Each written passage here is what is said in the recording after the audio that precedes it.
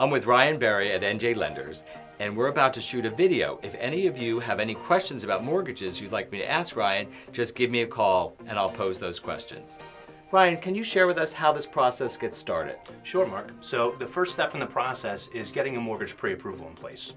And through that process, we're going to set some expectations for the buyer as to what they can expect their monthly payment to be based upon the price point they're considering buying in. We're also going to set an expectation for the buyer through the pre-approval process on what they can have available to cover down payment and closing costs. And also, an important detail is to confirm that based upon today's lending standards, the buyer will actually qualify for the mortgage that they're looking for to buy in the price point they're considering. A lot of my clients ask how important their credit standings are and if pulling a credit report has a negative impact on their credit. Yeah, it's a really great question. And that's actually one of the first things we do through the pre-approval process is we're going to want to collect enough information to be able to run that credit check. So the answer to that question is the FICO scoring models that lenders use to evaluate a buyer's credit score and credit data is not negatively impacted by a hard pull or a single inquiry that we perform through the process. There are consumer credit ratings. If you look at freecreditreport.com, Credit Karma, LifeLock, whatever company a consumer will use to monitor their score, you may see a dip in the score from the inquiry, but the reality is lenders do not use that same scoring model.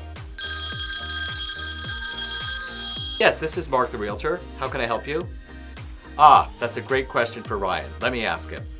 Ryan, our caller would like to know, when does a buyer actually lock in their rate? That is a great question. So we focus on locking the interest rate once the buyer has an accepted offer. At that point, they'll complete attorney review where the tentative closing date will be firmed up, and we're going to use that information to ensure that we're locking the buyer's interest rate for the set amount of time, the correct amount of time. And how long does a lock-in rate normally last? We have, 30-day locks, 60, 90, 120-day. We have 1-year interest rate locks if needed. So we're going to cater to the buyer's circumstances when it comes to how long we should be locking the rate in for. So what should buyers avoid doing once they've been pre-approved? So the most important thing a buyer should avoid doing is applying for new credit.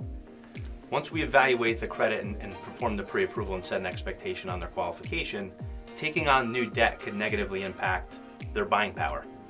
That's number one. Secondly, it's really about communication. If you change a job, this is a material change. Your income, salary can go up, can go down. If you change from going from a salary position to maybe partially commissioned or bonused, that can have an impact on your eligibility.